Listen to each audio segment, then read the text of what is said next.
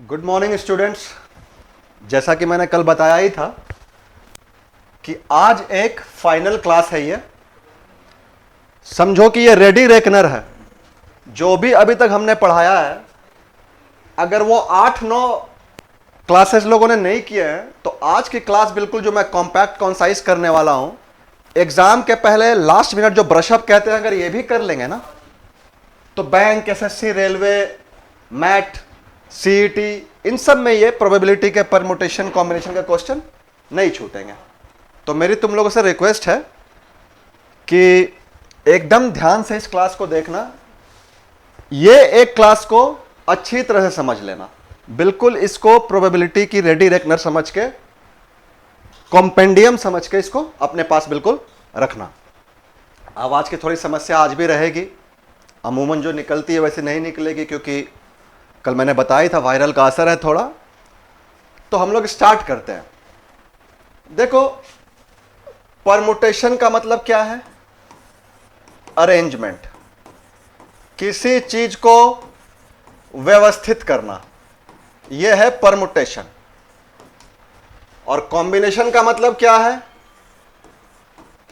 Selection, किसी चीज को सिलेक्ट करना या चुनना। और प्रोबेबिलिटी का मतलब क्या है? Chance of happening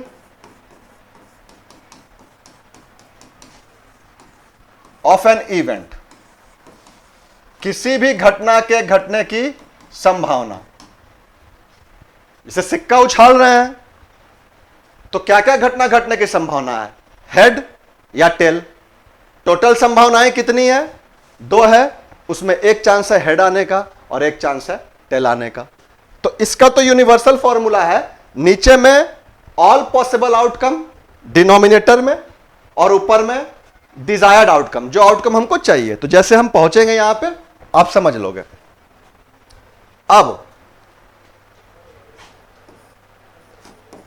factorial function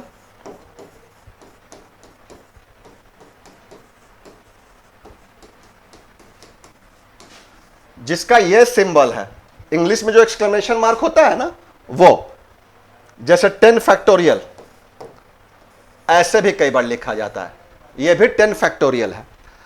तो फैक्टोरियल का मतलब है कि अगर 10 फैक्टोरियल हमने लिखा है तो 10 से लेकर के 1 तक सारे नंबर आपस में मल्टीप्लाई हो जाए, that is a factorial function.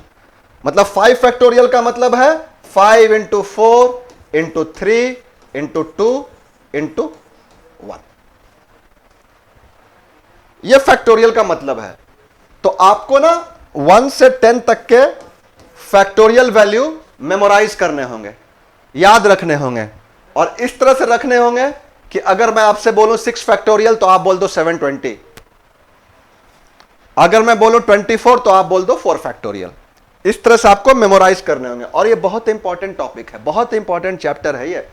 कई बार 3-3, 4-4 क्वेश्चन पूछ देते हैं एग्जाम में इसमें, और हाई लेवल एग्जाम में भी काफी सारे क्वेश्चंस आते हैं, जीमैट में, कैट में। तो इसको इग्नोर नहीं करना है। अगर उतना 9 क्लास नहीं देख सकते तो आज जिसको मैंने रेडी रेकनर बताया है, इसको तो, इस क्लास को तो आपको अच्छे से समझ ही लेना है। ठीक है, यहां तक बात क्लियर हो गई। परमुटेशन का मतलब है अरेंजमेंट, कॉम्बिनेशन का मतलब है सिलेक्शन, प्रोबेबिलिटी का मतलब है किसी भी घटना के घटने की संभावनाएं, इसका मतलब है फैक्टोरियल फंक्शन। ठीक है, आगे बढ़ते हैं।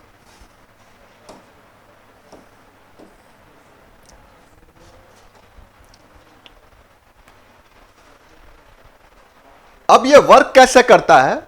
जैसे कॉम्बिनेशन जो है सी से होता है ना, कॉम्बिनेशन। तो कॉम्बिनेशन का ऐसे लिखते हैं 8C3, मतलब 8 में से हमको 3 चुनना है। ये 8C3 है। तो ये कैसे होता है कि ये 3 जो है ना, तो नीचे में पहले 3 फैक्टोरियल लिख लो, और ये 3 है ना, तो ऊपर में 3 बार। और 8P3 का मतलब क्या है? परमुटेशन, मतलब अरेंजमेंट। तो 8P3 का मतलब है कि नीचे वाला पोर्शन नहीं रहेगा, मतलब केवल 8 इंटू 7 इंटू 6। ठीक है, यही डिफरेंस है कॉम्बिनेशन और परमुटेशन के कैलकुलेशन में, सिलेक्शन में और अरेंजमेंट में, चुनने में और व्यवस्थित करने में यही अंतर है। नीचे वाला पोर्शन जो है डिनोमिनेटर पार्ट, जिसको हर बोलते हैं, फ्रैक्शन में भिन्न में हर बोलते हैं, यही डिफरेंस है P3 और C3 में, ठीक है, कॉम्बिनेशन और परमुटेशन के कैलकुलेशन में। अब आगे बढ़ने से पहले एक हमने बताया था फंडामेंटल प्रिंसिपल ऑफ काउंटिंग, गिनने के बुनियादी नियम। तो वो ये है कि जिसके पास जितने भी विकल्प हैं वो आपस में मल्टीप्लाई हो जाते हैं। मैं बता रहा हूं तुमको, तुम ट्रेन की एसी चेयर कार के टिकट बुक कर रहे हो, परिवार में 3 आदमी हैं, हस्बैंड वाइफ उनका एक बच्चा है, 3 आदमी हैं, कहीं उनको जाना है, एसी चेयर कार की वो टिकट बुक कर रहे हैं और 6 सीट अवेलेबल है। मान लो 62 नंबर की सीट अवेलेबल है, 45 नंबर की अवेलेबल है, 38 अवेलेबल है, 7 अवेलेबल है, 3 अवेलेबल है, 1 अवेलेबल है। 6 सीट उनको अवेलेबल हैं। रेलवे रिजर्वेशन में ऑनलाइन बुकिंग में गए वो, उनको 3 टिकट चाहिए उनको, ये 6 सीट उनको अवेलेबल है। अब जाहिर सी बात है 3 तो उनको 7 चाहिए, 7 तो मिल नहीं सकता, वो तो अब उसके अंदर जाएंगे तो टीटी से मैनेज करेंगे, सह पैसेंजर से मैनेज करेंगे कि भाई आप सीट बदल लेंगे, वो तो अलग बात है। अब 6 सीट है उनके पास और समझो परिवार में 3 आदमी हैं, फादर, मदर, चाइल्ड। अब 6 सीट है ना, 6 सीट में समझो कि फादर को कोई एक सीट मिल गई, तो फादर के लिए चुनने के कितने विकल्प हैं? How many option does the father has to choose? तो father has 6 option to choose from. तो फादर को मान लो कोई एक सीट मिल गई, अब अपने हाथ में तो वह है नहीं, कोई एक सीट इनको अलॉट हो गई, मान लो 7 अलॉट हो गई। 6 तरीके से फादर को सीट मिल सकती है क्योंकि 6 इनके पास ऑप्शन है। अब मदर के लिए 5 ही सीट बचे। यही है परमुटेशन विदाउट रेपिटेशन। आप दोहरा नहीं सकते हैं, परमुटेशन विथ रेपिटेशन अलग है, वो मैं आपको बताऊंगा अभी कि जहां पे आप दोहरा सकते हैं। ये सीट तो खत्म हो गई, तो अब मदर के लिए 5 ही विकल्प हैं। Mother has 5 option to choose from.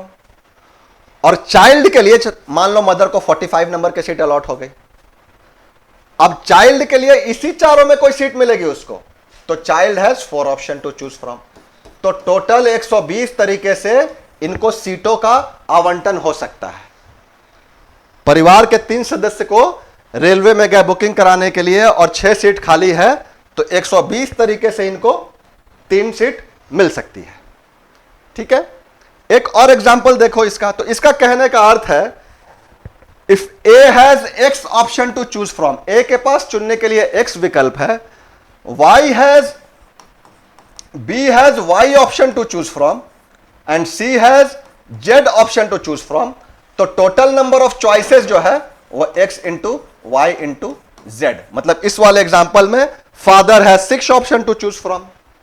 अब फादर को एक सीट मिल गई तो mother has 5 option to choose from and child has 4 option to choose from.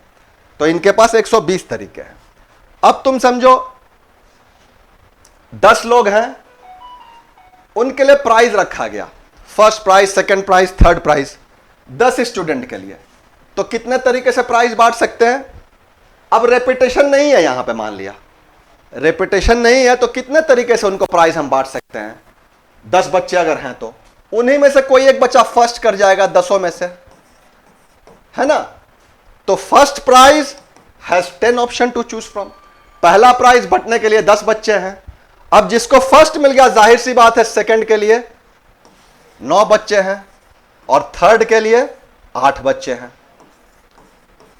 तो मतलब 720 तरीके से 10 बच्चों के बीच में फर्स्ट, सेकंड और थर्ड प्राइज का बंटवारा किया जा सकता है। अब 720 तरीका क्या है पता नहीं ना। ए से जे तक अगर बच्चे हैं तो ए को फर्स्ट प्राइज मिलेगा, तो हो सकता है कि उस समय सी को सेकंड प्राइज मिल जाए, डी को थर्ड मिल जाए। फिर ए को फर्स्ट मिल रहा है तो बी को सेकंड मिल जाए, एफ को थर्ड मिल जाए, जे को फर्स्ट मिल रहा है, बी को सेकंड मिल रहा है। तो 720 तरीके से यह प्राइज बढ़ सकती है। अब समझो रेपिटेशन है, मतलब कोई जरूरी नहीं है कि जो फर्स्ट पा गया वो सेकंड नहीं पाएगा, उसी को सेकंड भी मिल सकता है और उसी को थर्ड भी मिल सकता है। अलग अलग इवेंट के हैं। मान लो तो वैसे कि इसको बोलते हैं परमुटेशन विथ रेपिटेशन, माने रेपिटेशन दोहरा सकते हैं आप, है ना। कि हमने किसी बच्चे का नाम निकाला, वो नाम आ गया समीर, तो हमने समीर को यहां बुलाकर बैठा लिया, अब बाकी बच्चों का ही पर्ची निकलेगी। लेकिन एक दूसरा तरीका है कि हमने समीर का नाम निकाला, समीर को दे दिया, और फिर पर्ची में समीर का नाम वापस डाल दिया कि जाओ समीर तुम फिर बैठ जाओ, फिर समीर की नाम निकल सकती है। तो जो दोहरा सकते हैं हम, जिसको परमुटेशन विथ रेपिटेशन बोलते हैं, तो वहां पे पावर फंक्शन यूज होता है। इसी वाले एग्जांपल को देखो, 10 बच्चे हैं, 3 प्राइज है, रिपीट कर सकते हैं, माने 10 बच्चों के लिए तीनों प्राइज है, तो वो होगा 3 पर पावर 10, है ना। Every prize has 10 children to choose from, वो 3 पर पावर 10 होगा। यही परमुटेशन विथ रेपिटेशन है। ठीक है, अभी तक बातें क्लियर हो गई होगी जो भी हमने बताया है। अब आगे बढ़ते हैं, और मैं बार बार कह रहा हूं इस क्लास को बिल्कुल रेडी रखना, बहुत काम आने वाला है, कंसाइज एंड कॉम्पैक्ट है बिल्कुल ये क्लास। ठीक है, अब आ जाओ अरेंजमेंट। अरेंजमेंट मतलब क्या है? परमुटेशन।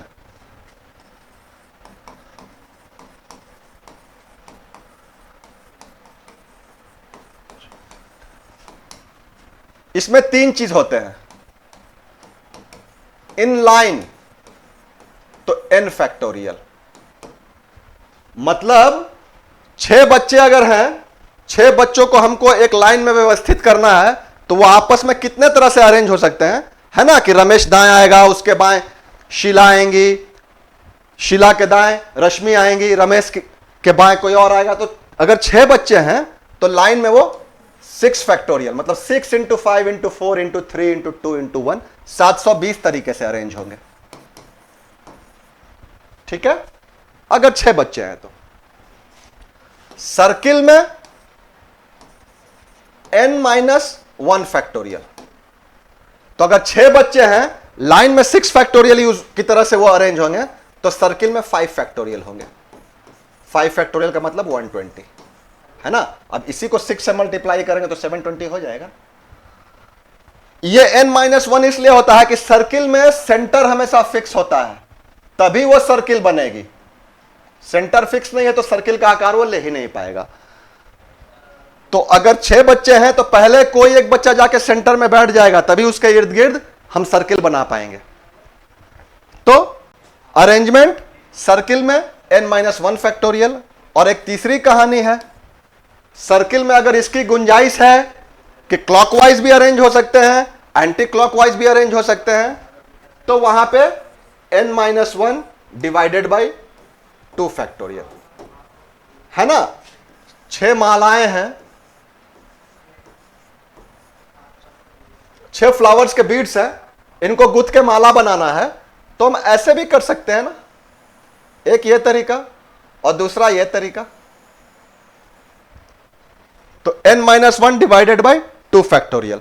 तो 6 अगर बीड्स हैं तो n-1 5 फैक्टोरियल और डिवाइडेड बाई 2 फैक्टोरियल, मतलब 120 बाई 2, तो ये 60 तरीके से होंगे। तो अरेंजमेंट के हम लोगों ने तीनों चीज देख ली है। लाइन में n फैक्टोरियल, सर्किल में n-1, और जहां एंटी क्लॉकवाइज क्लॉकवाइज की गुंजाइश है n-1 by 2 factorial.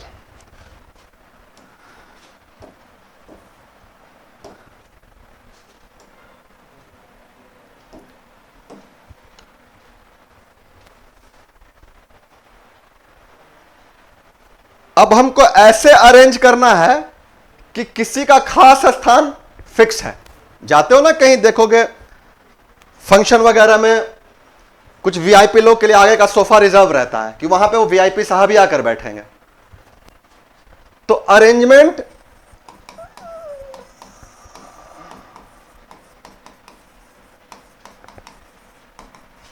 When some specified, कुछ विशेष विशिष्ट लोगों के लिए पोजीशन को पहले से फिक्स करके रखा गया है। तो कैसे करेंगे, अब ध्यान रखो। और सबका 2-2 बताएंगे, जिसमें भी, जैसे इसमें बता रहे हैं कि कोई स्थान फिक्स करके रखा गया है, तो यह भी बताएंगे अगर कोई स्थान फिक्स करके नहीं रखा गया है। और सब में दो दो बताएंगे और सबका एक ही कॉमन तरीका है दूसरे बार करने का। अब मान लो कि 6 लोग हैं, ए बी सी डी ई और एफ, ठीक है। उसमें कह रहा है कि बी को हमको सेकेंड पोजीशन में रखना है, सेकेंड में हमको बी को रखना है, और ई को हमको रखना है फोर्थ में। तो fundamental principle of counting, B has how many option to choose from, केवल एक, बी के लिए केवल सेकेंड पोजीशन है, तो एक तरीके से। वही फंडामेंटल प्रिंसिपल ऑफ काउंटिंग कहता है कि E has how many option to choose from, E के लिए भी केवल एक स्थान निर्धारित है कि वहीं बैठना है, तो वो भी एक तरीके से। अब 4 बच गए, इनके लिए खुला मंच है, कोई कहीं बैठ सकता है, तो इनके लिए खुला मंच है, कोई कहीं बैठ सकता है, तो वही बात आ जाएगी इंटू 4 फैक्टोरियल, है ना। 4 जगह है, कोई पहला आदमी A has 4 option to choose from, फिर दूसरा जो आएगा उसके लिए 3 स्थान बचेगा, तीसरे वाले के लिए 2 बचेगा और चौथे वाले के लिए 1 बचेगा, है ना। तो ये आपस में 4 तरह से अरेंज होंगे, तो मतलब 24। अब इसी का उल्टा समझो और वीडियो ध्यान से देखना, क्योंकि एक तो सारे चीजों की ये समरी है, कॉम्पैक्ट कॉन्साइज करके क्लास बनाई गई है, तो यूं भी क्लास के लंबे होने की संभावना है।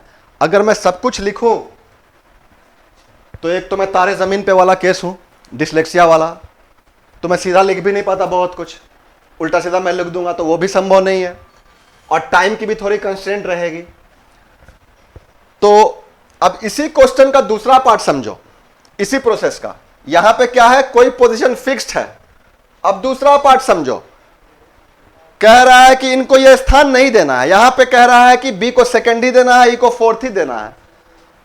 अब कह रहा है अगले क्वेश्चन में, सेम क्वेश्चन है लेकिन बी को सेकंड और ई को फोर्थ नहीं देना है, मतलब यहां पे कह रहा है specified position has to be given, और वहां पे कह रहा है specified position not to be given. कुछ नहीं करना, यह प्रोसेस समझ लिए ना, बस एक एडिशनल स्टेप करना है तुमको। पहले बिना कोई शर्त के अरेंज कर लो, तो 6 लोग कितने तरह से अरेंज होंगे, 6 फैक्टोरियल, यह फर्स्ट स्टेप तुम्हारा हो जाएगा। 6 लोग 6 फैक्टोरियल अरेंज होंगे, अब उसमें से यह घटा देना है,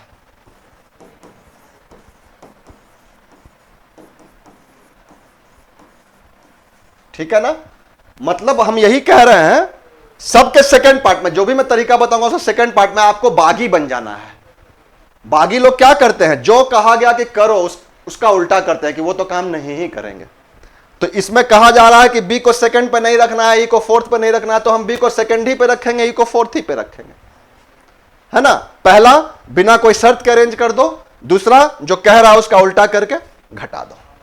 तो 2 तरह से क्वेश्चन बनेंगे, जब स्पेसिफाइड पोजीशन देना है तो यह तरीका है, जब नहीं देना है तो इसमें एक स्टेप और बढ़ जाएगा, पहले बिना कोई शर्त के अरेंज कर लेंगे, उससे ये घटा देंगे, है ना। मेरी आवाज तो वहीं रहेगी, ये वीडियो वहीं रहेगा, एक बार में समझ में नहीं आएगी फिर वीडियो देख लेना, तुम्हारा मोबाइल तुम्हारे हाथ में ही रहेगा, पॉज करके देख लेना।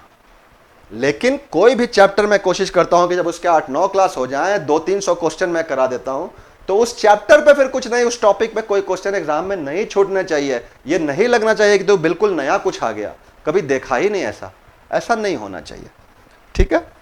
अब आगे बढ़ते हैं, ये वाला पोर्शन क्लियर है। Arrangement when some specified position is fixed, इसका दोनों तरह से देख लिए, जब स्थान देना है निर्धारित और जब स्थान निर्धारित नहीं देना है, ठीक है। अब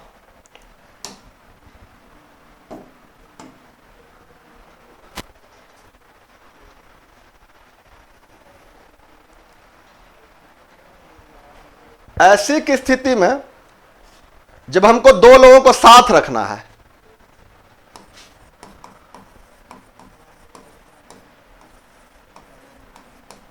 अरेंजमेंट्स व्हेन सम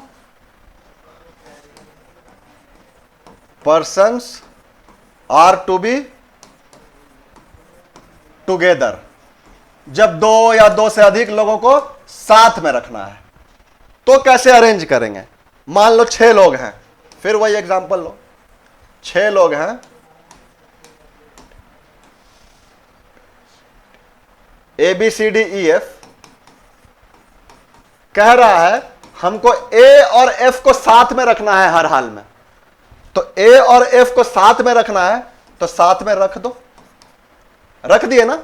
तो अब ये दो मिलके एक हो गए ना, ये दो मिलके एक हो गए, ठीक है, एक तरीके से। अब चार बचे,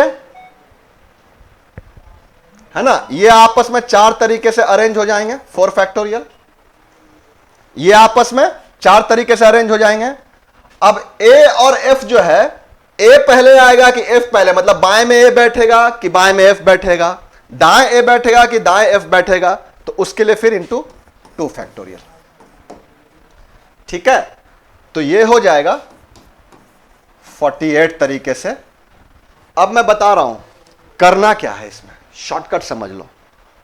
जितने लोग हैं, 6 लोग हैं और 2 लोग को साथ में रहना है, 6 लोग हैं और 2 लोग को साथ में रहना है। सॉरी, यहां पे ये थोड़ी सी गड़बड़ हो गई है।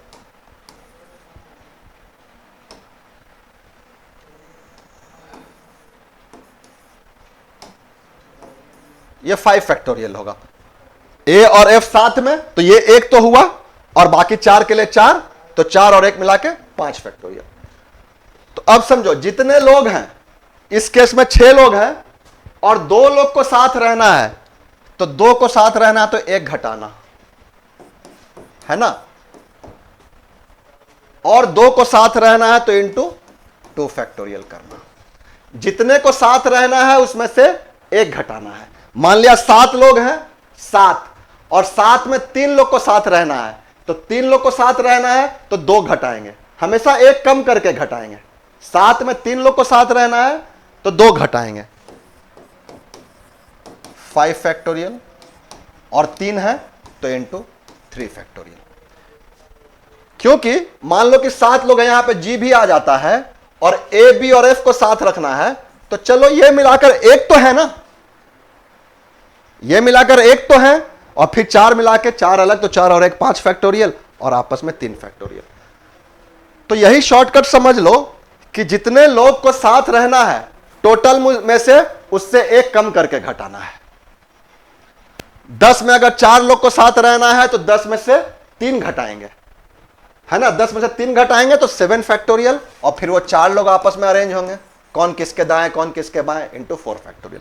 ये तरीका है, ठीक है। अब इसका उल्टा, ये क्या कह रहा है, कुछ लोग को साथ रहना है, फिर उल्टा अगला क्वेश्चन कहेगा कि साथ नहीं रहना है। जैसे ये वाले एग्जांपल में ए और एफ को साथ रहना है, वही बागी बनना है। अगला क्वेश्चन में कह रहा है कि साथ नहीं रहना है, तो साथ नहीं रहना है। अगर 6 लोग हैं, 6 में 2 को साथ नहीं रहना है, तो पहले तुम बिना कोई कंडीशन के अरेंज कर लो 6 फैक्टोरियल, और फिर 2 लोग को साथ रख के जो ये आंसर लाए हो इसमें से ये घटा लो, 720 माइनस 48, 672,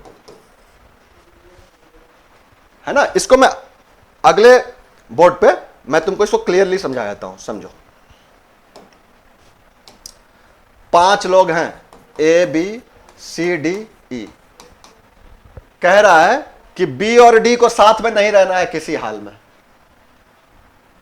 बी और डी को किसी हाल में साथ में नहीं रहना है, तो पहले बिना कंडीशन का अरेंज कर लो। 5 लोग 5 फैक्टोरियल से अरेंज होंगे। अब बी और डी को साथ में नहीं रहना है तो तुम बी और डी को साथ में रख लो, ठीक है।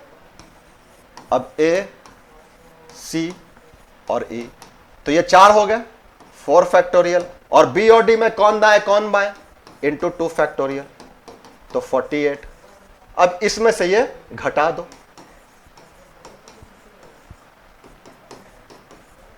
है ना। सबका 2-2 तरीका बता रहे हैं ना, क्योंकि सबके 2-2 तरह से क्वेश्चन बनेंगे ना।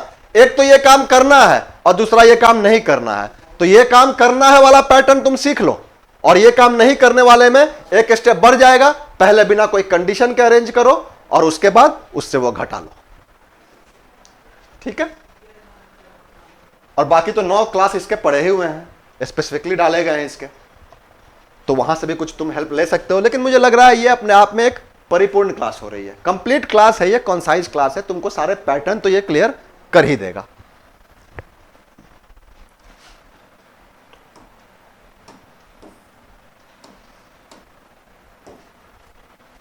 अब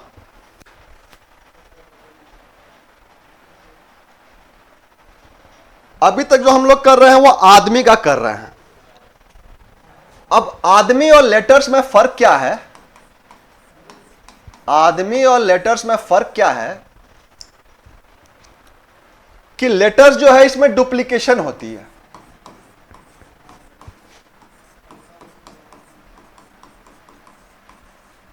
दो लेटर एक तरह के हो सकते हैं, जैसे रैबिट,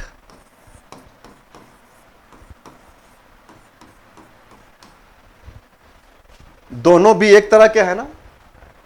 तो अगर ये आदमी होते तो तुमको आपस में ये अरेंज करते 6 फैक्टोरियल।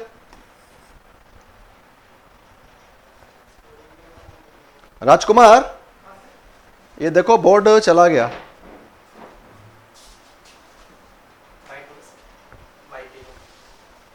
कौन सा? हो गया? तो कहाँ?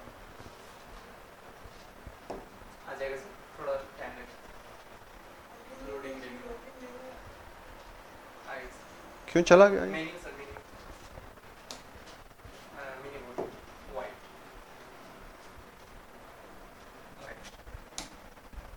हाँ, कहां पे थे हम लोग?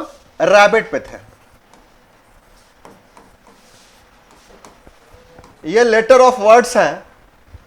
अगर ये आदमी होते, मान लो आर से राम, ए से अविनाश, बी से विपुल, बी से वाल्मीकि,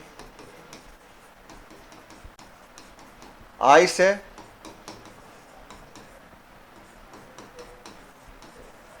इंदिरा और ती से त्रिलोकी। अभी सावन का महीना भी चल रहा है, ठीक है। तो फर्क यह होता है लेटर्स में कि लेटर्स की डुप्लीकेशन होती है। कोई भी दो आदमी एक नहीं होता है, लेकिन अगर ये रैबिट है, ये वर्ड है, तो दोनों भी एक तरह के हैं। तो आदमी अगर ये होते 6 तो आपस में अरेंज करते 6 फैक्टोरियल, और अगर यही लेटर्स है, इनको अरेंज करना है तो ये अरेंज होंगे 6 factorial by 2 factorial. By 2 factorial क्यों होगा? क्योंकि बी रिपीट है, बी रिपीट है।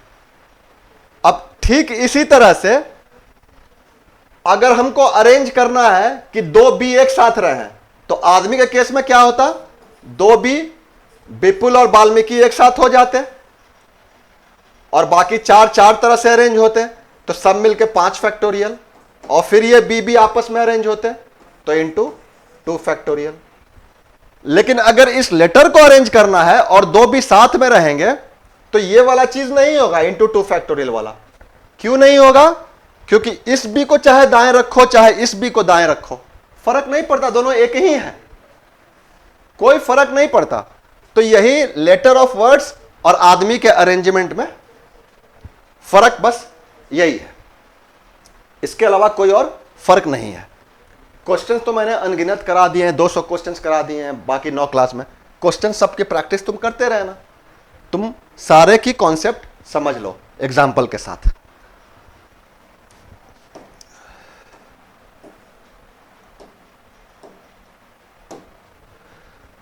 यहां तक क्लियर है सबको?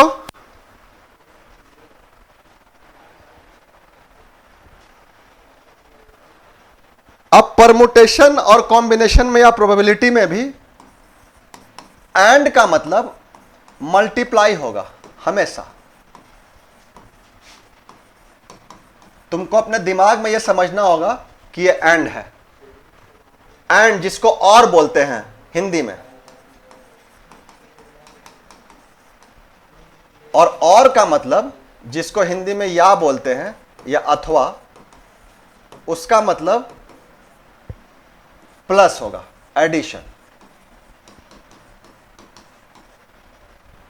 ठीक है। अब क्वेश्चन समझो, कह रहा है 5 में से 5 बॉयज 4 गर्ल्स हैं, 5 बॉय 4 गर्ल हैं, इसमें से हमको 3 लोग चुनने हैं, 3 लोग को अरेंज करना है। कम से कम हमारे पास या एग्जैक्टली हमारे पास 2 बॉयज आ जाएं। 4 लोग को चुनना है जिसमें 2 बॉयज आ जाएं। तो 2 बॉयज आ जाए मतलब 2 गर्ल भी आ जाए, है ना। 2 बॉय आ जाए मतलब 2 गर्ल भी आ जाए।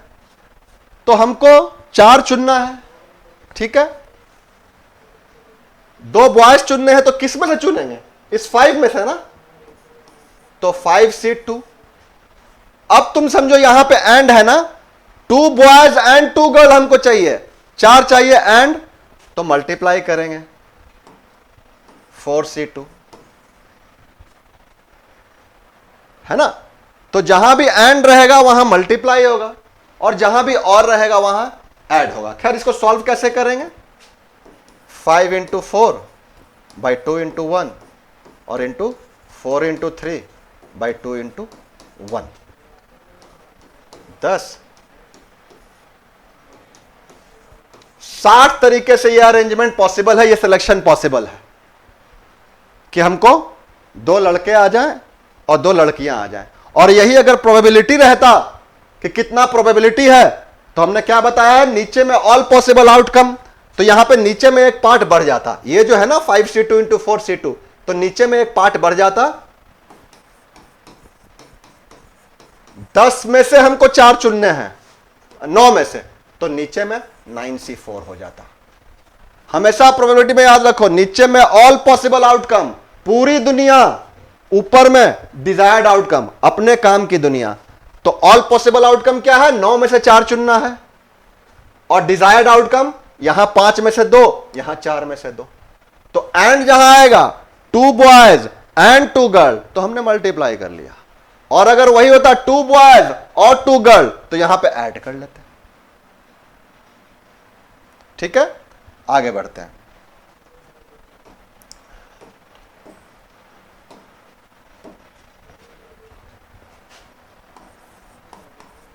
एटलीस्ट को इंटरप्रेट करोगे, जैसे कह रहा है कि एटलीस्ट 4, तो इसका मतलब है कि 4 या 4 से ज्यादा। 7 में से हमको चुनना है ताकि एटलीस्ट 4 हो जाए, तो इसका मतलब 4 या 5 या 6 या 7। ठीक है। एग्जैक्टली का मतलब अगर 7 में से हमको 4 ही चुनना है तो एग्जैक्टली ये 4 होता। एटलीस्ट 4 में 4, 5, 6, 7 और एग्जैक्टली हो गया, सॉरी, नॉट मोर देन। अगर नॉट मोर देन 4 कहता तो मतलब 4 या 4 से कम। 7 में से एटलीस्ट 4 चुनना है तो 4, 5, 6, 7। एग्जैक्टली 4 चुनना है तो 4, और नॉट मोर देन 4 चुनना है तो 4, 3, 2, 1। अब जो मैं अगला कॉन्सेप्ट बताने जा रहा हूं, यह भी बड़ा इंपॉर्टेंट है। चाहे प्रोबेबिलिटी हो, चाहे परमुटेशन हो, चाहे कॉम्बिनेशन हो, एटलीस्ट 1 टाइप के क्वेश्चन बहुत पूछे जाते हैं। एटलीस्ट 1 टाइप के क्वेश्चन। अब एटलीस्ट 1 वाले में क्या करना है ना, ध्यान से सुनना, ध्यान से समझना। एग्जाम लिए गए मैथ्स के, रीजनिंग के, कंप्यूटर के, इंग्लिश के, ठीक है। 100 बच्चों ने एग्जाम दिए, 100 बच्चों ने एग्जाम दिए। अब हम यह जानना चाह रहे हैं कि कौन सा ऐसा बच्चा है जो कम से कम एक विषय में तो फेल हुआ ही है, एक विषय में तो फेल हुआ ही है। तो या तो हम सबसे पूछ ले तुम किस में पास हुए, तुम किस में हुए, और दूसरा आसान तरीका है कि हम क्लास में और सीधा पूछे कि कौन है जो सब में पास हो गया। तो 57 स्टूडेंट्स ने हाथ उठाया, कि हम सब में पास हो गए। 57 स्टूडेंट ने हाथ उठाया कि हम सब में पास हो गए। तो ऑल पास का मतलब नो फेल, और हमको चाहिए एटलीस्ट 1 फेल। तो टोटल समझ लो, टोटल माइनस नन बराबर एटलीस्ट 1। तो 57 सब में अगर पास हुए तो इसका मतलब है 43 स्टूडेंट ऐसे हैं जो कम से कम एक में तो फेल हुए ही हैं, है ना। कोई एक में फेल हुआ होगा, कोई 2 में फेल हुआ होगा, कोई 3 में, कोई 4 में, उससे मतलब नहीं है, एटलीस्ट 1 में तो फेल हुए ही हैं 43 स्टूडेंट्स। तो all minus none, 57 all pass माने 57 नन फेल। तो ऑल माइनस नन बराबर एटलीस्ट 1। एटलीस्ट 1 टाइप के क्वेश्चन बहुत पूछे जाते हैं। और क्वेश्चन की जहां तक बात है तो 9 क्लास तो वही चली है ना अभी तक। आज 10th क्लास में समरी हो रही है, तो 9 क्लास तो वही चली है। हर चीज पे क्वेश्चन कराए जा चुके हैं। आप क्वेश्चन देख लेना उससे, या ये कॉन्सेप्ट समझ लो। आपको ऐसे भी जहां क्वेश्चन हाथ लगे आप ये कॉन्सेप्ट पे बनाना। और एटलीस्ट प्रोबेबिलिटी में भी पूछी जाती है, सब कुछ में पूछी जाती है। तो ऑल टोटल माइनस नन बराबर एटलीस्ट 1। ये सारी चीजें अभी अरेंजमेंट की चल रही थी और सिलेक्शन की। अब प्रोबेबिलिटी का तो हमने बताया ही आपको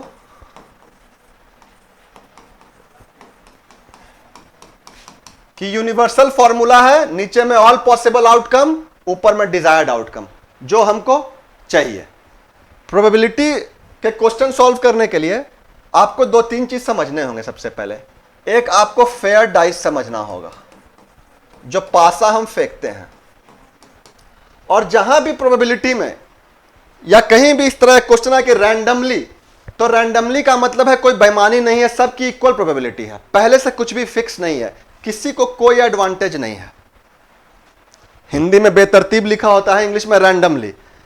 कि हमने 4 लोगों का इंटरव्यू लिया, 4 बच्चे हैं, चारों का इंटरव्यू लिया एक पोस्ट के लिए रैंडमली, तो इसका मतलब है सबकी इक्वल प्रोबेबिलिटी है, सबको वो जॉब मिलने की चांस 1/4 1/4 1/4 1/4 है सबको। 4 ऑल पॉसिबल आउटकम है, एक हमारा डिजायर्ड आउटकम है। 4 स्टूडेंट है टोटल, सबकी 1/4 1/4 1/4 चांस है। तो सबकी नहीं होने के चांस 3/4 3/4 3/4 3/4 है। अब यहीं पे एटलीस्ट वाला क्वेश्चन आता है कि एटलीस्ट एक तो मिल ही जाएगा, ठीक है। तो फेयर डाइस, अब इसका आप कॉन्सेप्ट समझो, 1 से 6 तक सबके आने की इक्वल प्रोबेबिलिटी है। हम पासा फेंकते हैं तो 1 से लेकर 6 तक सबके आने की इक्वल प्रोबेबिलिटी है। 2 पासा अगर एक साथ, तो टोटल पॉसिबल आउटकम क्या है? 6 है। पासा के केस में टोटल पॉसिबल आउटकम 6 है। 2 पासा एक साथ फेंकते हैं तो क्या होगा?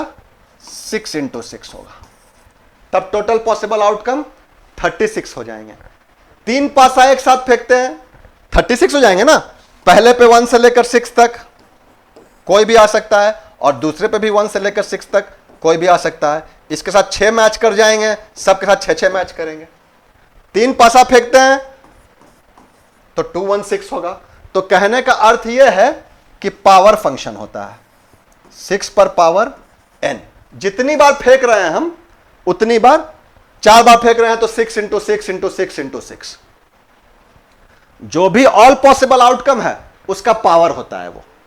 जैसे जो हम सिक्का उछाल रहे हैं तो सिक्का का ऑल पॉसिबल आउटकम क्या है? 2 है, हेड या टेल। तो 2 सिक्का अगर एक साथ उछाल रहे हैं या एक ही सिक्का को 2 बार उछाल रहे हैं तो ऑल पॉसिबल आउटकम 4 हो जाएगा। यहां पर 2 पर पावर n। 3 सिक्का एक साथ उछाल रहे हैं तो ऑल पॉसिबल आउटकम 2 × 2 × 2 8 हो जाएगा, है ना। तो मान लो कि हमने एक पासा फेंका, तुमसे कह रहा है कि 3 के आने की क्या प्रोबेबिलिटी है, तो टोटल पॉसिबल आउटकम 6। अब 3 के आने की, एक ही 3 है ना, तो 1/6 टोटल एक ही 3 है ना, डिजायर्ड आउटकम तो मेरा 3, एक ही 3 है, तो 1/6। तुमसे कह रहा है ऑड नंबर आने की क्या प्रोबेबिलिटी है, तो 1, 3, 5 3 ऑड है ना, तो डिजायर्ड आउटकम तो 6, उसमें 1, 3, 5 3 ऑड है, 1/2। ठीक है, वही सिक्का में होगा, सिक्का में हेड या टेल आएगा तो हेड आने की भी चांस 1/2 है, टेल आने की भी चांस 1/2 है। दो एक साथ उछाल रहे हैं तो नीचे में 4 पॉसिबल आउटकम रहेंगे, 3 एक साथ उछाल रहे हैं तो नीचे में 8 पॉसिबल आउटकम रहेंगे। एक यहां पे हम लोग एटलीस्ट वाला क्वेश्चन समझ लेते हैं, तब तुम लोग को एटलीस्ट वाली चीजें दिमाग में बैठेगी। कह रहा है कि हम 2 पासा एक साथ फेंक रहे हैं, 2 पासा एक साथ फेंक रहे हैं, तो टोटल पॉसिबल आउटकम क्या है, या 4 पासा हम एक साथ फेंक रहे हैं, 4 पासा हम एक साथ फेंक रहे हैं, चलो हटाओ, 2 नहीं 4, और हम चाहते हैं कि कम से कम एक में हमको 3 तो आ ही जाए। अगर 4 पासा फेंक रहे हैं ना, तो ऊपर में आता है ना, लूडो खेलते हैं तो 6 आया, 3 आया, तो एक बार हमको चारों में से एक में कहीं 3 तो आ ही जाए। तो एटलीस्ट में हमने क्या बताया है, टोटल माइनस नन बराबर एटलीस्ट 1। तो एक में 3 चाहिए तो हम एक में भी 3 नहीं रखेंगे, किसी में 3 हम नहीं रखेंगे, तो हमको कुछ भी आ जाए, 1, 2, 4, 5 और 6, इसमें से कोई भी आ जाए मगर 3 नहीं आए, तो कितनी चांस है, डिजायर्ड आउटकम 5, और नीचे में ऑल पॉसिबल आउटकम 6। इसको हम, यही काम हमको 4 बार करना है ना, पर पावर 4, जो अभी समझाया है। एंड का मतलब फर्स्ट 5/6 एंड सेकेंड फिर 5/6 एंड, तो यही एंड और इतना करने के लिए पावर फंक्शन का यूज करते हैं। तो 6 पर पावर 4 हो जाएगा 1296।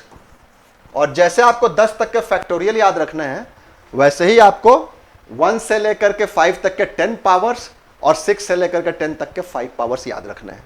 ये मैंने आपको इंट्रोडक्टरी क्लास में भी जब ये बैच स्टार्ट हुई थी तो बताया था आपको।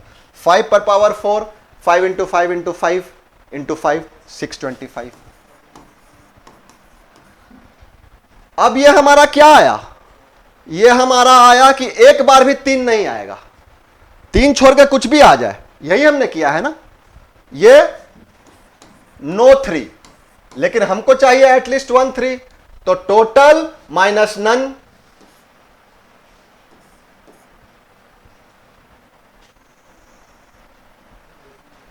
$1296 में से 625 घटाएंगे तो कितना बचेगा, 671। टोटल माइनस नन बराबर एटलीस्ट 1। तो यह प्रोबेबिलिटी है कि कम से कम एक बार हमको 3 आ ही जाएगा। 4 पासा अगर हम फेंक रहे हैं एक साथ, तो उसमें से किसी एक पर 3 होगा, इसकी यह प्रोबेबिलिटी है ना। यही शॉर्टकट है, यह टोटल है ना, टोटल पॉसिबल आउटकम। तो टोटल माइनस नन, ये नन क्या है, एक बार भी 3 नहीं, बराबर एटलीस्ट 1, कम से कम एक बार 3। ठीक है। अब प्रोबेबिलिटी ये क्वेश्चन करने के लिए आपको कुछ और चीजें समझने की जरूरत है। सिक्का आपने समझ ही लिया, आपने पासा समझ ही लिया, ताश भी आपको समझना, प्लेइंग कार्ड्स भी समझना आपको बहुत जरूरी है। तो प्लेइंग कार्ड्स में ना 4 होते हैं, क्लब, हार्ट जिसको लाल पान बोलते हैं, स्पेड जिसको काला पान बोलते हैं, और डायमंड।